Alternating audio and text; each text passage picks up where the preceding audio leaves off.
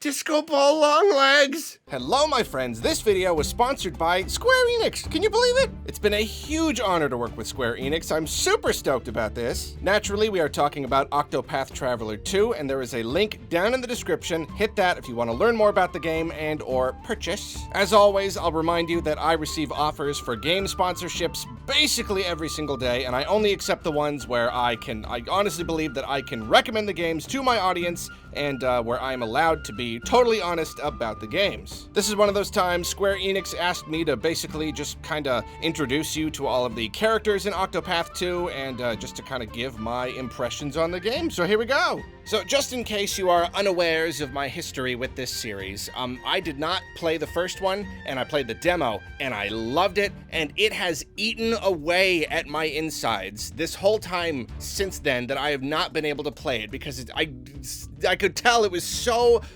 much fun, which is another reason this is just such a great opportunity, and there's loads of cool new features that this game has. The graphics are oh my gosh, they were so beautiful in the first game. They're even more beautiful now. The whole HD 2D thing just looks even more beautiful than before. And there's a, like an enhanced camera, so you get a lot more like dynamic camera angles, especially during cutscenes and stuff. It's very cool. Speaking of graphics, the footage you're seeing here, Kane captured on his PS5, and then I have been playing on the Switch version. And I'm sure there are differences, but the game looks really gorgeous on Switch. Performance is really great. The game looks great, not sure if you noticed. You've now got a day and night cycle, and your characters have 2 path actions, one for day, one for night, and more dangerous enemies spawn at night, so that's really cool. And you don't even have to wait for day and night. You can literally just switch at the touch of a button. Very awesome. You get a boat now. Who doesn't like boats? There's lots and lots of water in this game, and you get to use your little boat to move around. It's really cute. This is really cool. Characters now have a latent power gauge, which fills up through battle, and this gives them each access to a completely unique and super powerful ability to kind of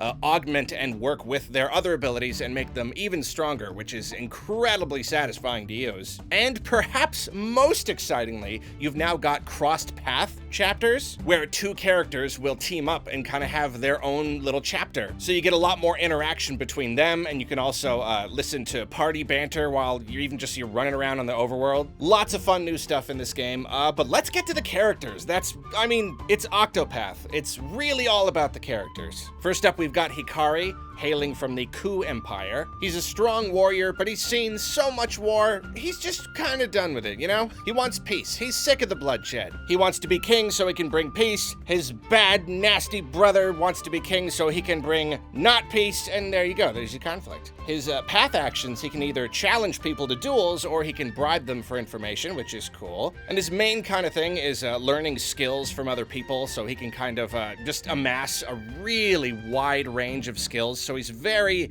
very versatile. Then we've got Agnia from the beautiful, just gorgeous town of Cropdale. Definitely one of my favorite areas in the game so far. It's got that pure, cozy, foresty JRPG goodness. Oh, I love it.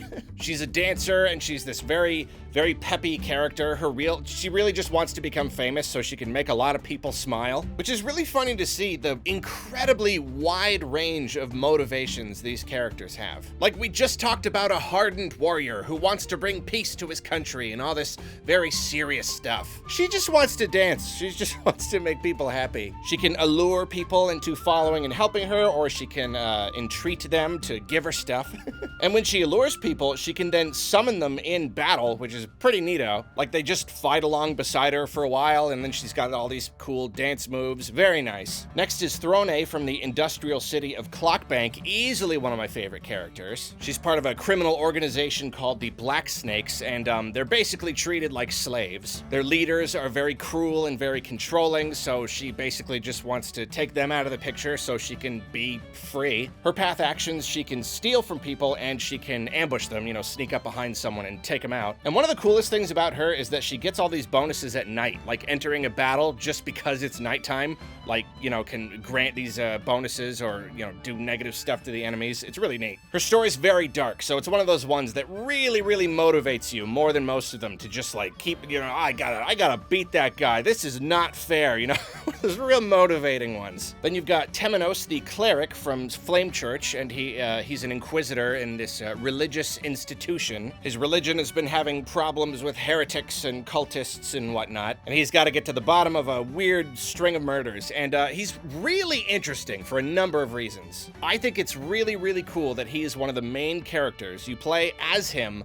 but he really gives off a very morally gray kind of vibe, you know? Like, very early on, you get this feeling like, yeah, I don't know if this is a straight-up good guy. I don't know. Which, of course, makes his story very interesting. You want to keep going. And he's cool, too, because he's got this ability to, like, go super deep and have, like, investigative vision and, like, you know, he's very smart. He can look at a crime scene and, like, figure out what happened, which is just really cool. You wouldn't really expect that from, like, a cleric guy, but, like, that's just the way that he's not, like, a private eye, you know? He's a cleric who just happens to be really smart and really perceptive, and I like that. His path actions, he can guide people, and he can apply a little more pressure and coerce them a little less gently, which definitely lends to the whole morally gray concept. Then you got Particio from Or's Rush. Absolutely love this guy. He spent like most of his life helping his father build up this silver mining town. He loves commerce. He loves being a merchant. He's a capitalist through and through, but he's also very noble. And,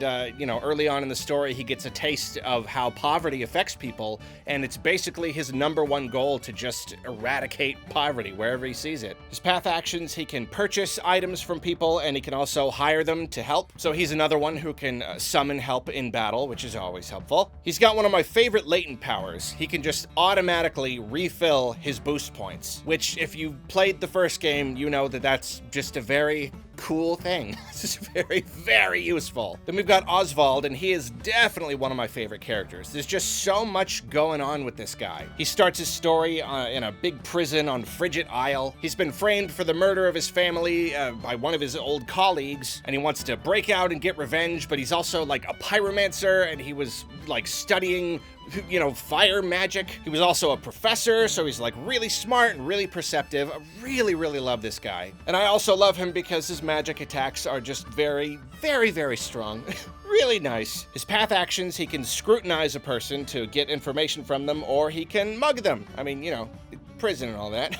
And these characters all have just like, you know, just natural talents. Sometimes they're passive, you know, they trigger when you enter battle.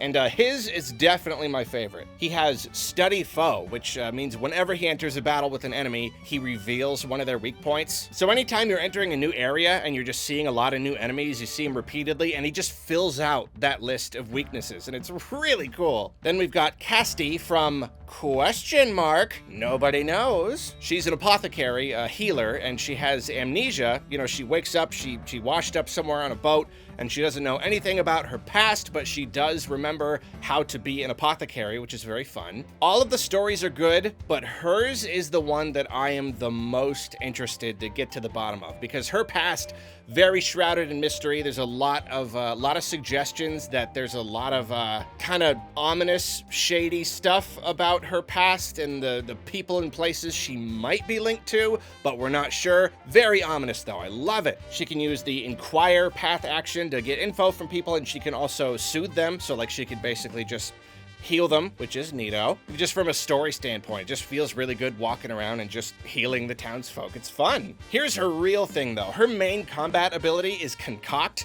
You literally are brewing potions. You're selecting ingredients for their effects and brewing potions in battle. And I think that's so cool. You can choose between healing concoctions and damaging concoctions, and you can use your boost points to add more ingredients to make them stronger. And her latent power lets you make a concoction without using any ingredients, so when you add all those together, you can make these like super duper crazy messed up blow up potions. It's really amazingly fun. And finally, we have Ochette. I started with Ochette, so she's kind of like my main character, you know? She's a beastling, kind of an animal person. She comes from the island of Totohaha, and it's really, really hard not to like her the most, because at the beginning, you get to choose between an owl friend and a fox friend, and they follow you for the rest of the game, and she can capture monsters and summon them in battle, and you've got a bunch I mean, you could literally just like, it's like Pokemon. You could just make a whole little army of beasts, and then you can prepare them to get extra stuff. Her moves are also just really great, and her latent power is just a bunch of crazy moves that do a trillion damage. Her path actions, she can provoke provoke people into battling, and then of course befriend. She can befriend the monsters.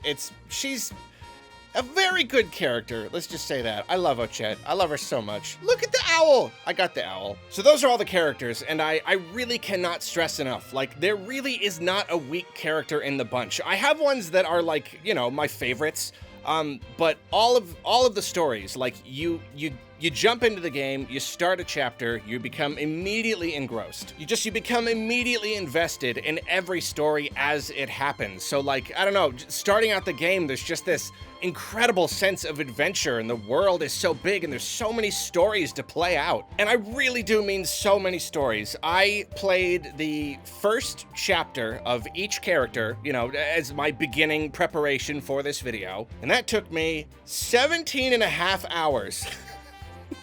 More than the runtime of a lot of games, just to do chapter 1, and I could not be happier about that. As with any game, it'll go slower or faster depending on how you want to play, but like, I've been digging into this. There's so much game here, there's so much story, there's so much world to explore, and Kane editing this video, we are completely enamored. Like, while we're working on this video, we're talking about it, we're sharing strategies, we're wishing that we could go and keep playing it. And he's the same as me. We both really wanted to play the first game and just never got around to it. So now we're really enjoying it. That combat is so good. It's so crunchy, you know what I mean? The whole boost system where you build up boost points and then you can spend them as you want to make your moves more powerful or to strike more times. And then the system of breaking your enemies by wearing down their shields, and then when you break them, you stun them, and you're exploiting their weaknesses, and it's just combining those two things together. It is some of the most